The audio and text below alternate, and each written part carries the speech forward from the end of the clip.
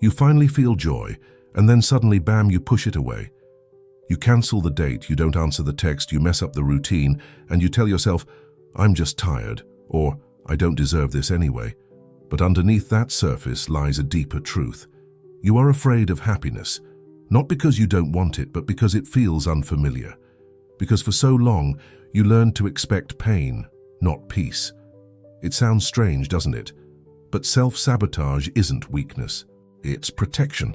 Your brain trying to keep you safe from the unknown, even if that unknown is something good.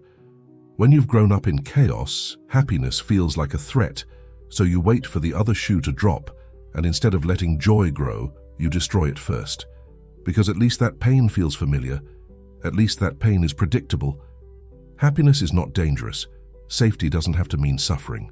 This is the beginning of learning to trust joy, to stop sabotaging what you secretly crave, and to finally allow yourself to receive the peace you were always worthy of.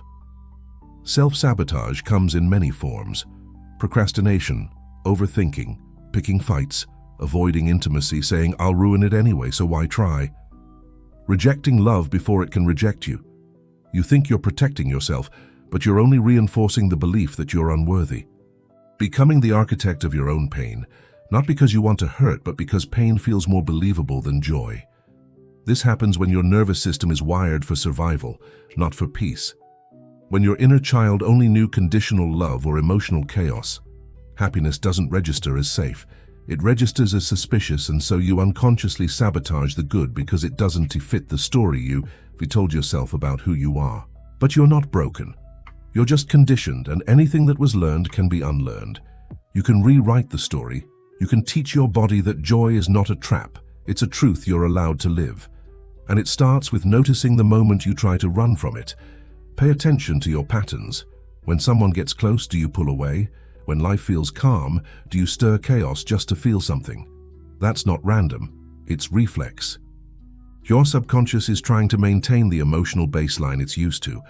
And if peace was never consistent in your past, it will feel uncomfortable now. So you'll unconsciously seek the discomfort that feels like home. But discomfort is not destiny. It's a clue, a signpost pointing to the work that still needs healing. The first step to stopping self-sabotage is awareness. You cannot change what you don't see. Ask yourself, what am I afraid will happen if I let this good thing last? And answer honestly. Maybe you fear losing control, or maybe you think joy will be taken away the moment you trust it, or maybe you were taught that happiness isn't safe. Whatever your truth is, meet it with compassion, not judgment. Because shame will only make the cycle continue, but compassion. That's where real transformation begins. When you begin to heal, you'll notice how hard it is to simply let yourself be happy. You'll question joy, distrust peace. And that's okay. Healing is uncomfortable because it's unfamiliar. You don't have to force joy to stay. You just have to stop running when it arrives. Breathe. Stay with the moment. Let it live inside you, even if just for a while. Tell yourself, this feeling is safe. I am allowed to feel good. And repeat it until your body begins to believe you, because this is nervous system repair, not just mindset work. Start building new evidence. Moments where you felt peace and nothing bad followed. Moments where you received love and it didn't disappear. Write them down, revisit them, rewire your reality.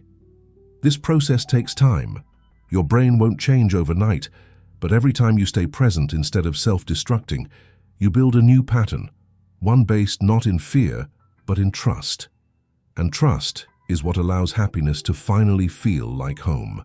You don't need to earn happiness through suffering or prove your worth by surviving pain. You are already enough even when you're not struggling.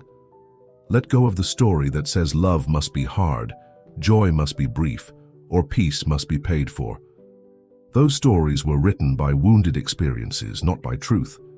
You deserve a life where you don't flinch when things go right, where you don't apologize for feeling good, where you don't create problems just to feel in control. Start small. Let yourself enjoy one good moment without guilt. Accept a compliment without deflecting. Say yes to rest without justifying it. These are not selfish acts. They are healing ones. They're how you tell your past, I'm not living in you anymore. and how you tell your future, I'm ready to receive. This is not about becoming perfect. It's about becoming free from the old patterns that kept your joy hostage. So when happiness knocks, don't close the door. Don't pretend you're too busy, too broken, or too undeserving. Open it even if your hands tremble, because joy is not a luxury. It's your birthright. You weren't born to suffer just to feel alive. You were born to feel, to connect, to expand. You will be tempted to retreat, to return to what's familiar, even if it hurts. But remember, comfort is not the same as safety, and old pain is not proof of your identity. The next time you feel yourself sabotaging something good, pause. Ask yourself, what if I didn't? What if I let this moment be enough? And breathe into that question, because it might just change your life. Healing isn't about never falling back into old habits. It's about recognizing them quicker and choosing differently sooner.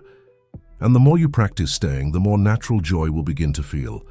Sometimes self-sabotage doesn't look dramatic.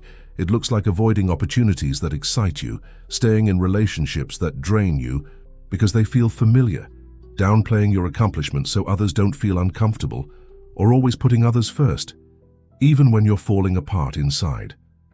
You tell yourself you're just being realistic, humble, or selfless. But in truth, you're protecting yourself from fully stepping into joy. Because joy means vulnerability. It means allowing life to surprise you, to expand you, to touch the parts of you that have long been guarded. You're not afraid of failure. You're afraid of thriving, because thriving demands a new identity. One where you no longer hide behind chaos or shrink into the background. One where you stop apologizing for being seen. To change this pattern, begin with softness.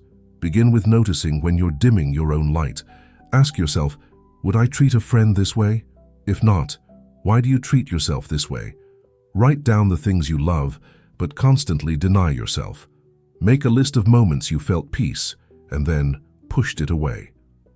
And for each one, write this: I deserved that peace then, and I still do now.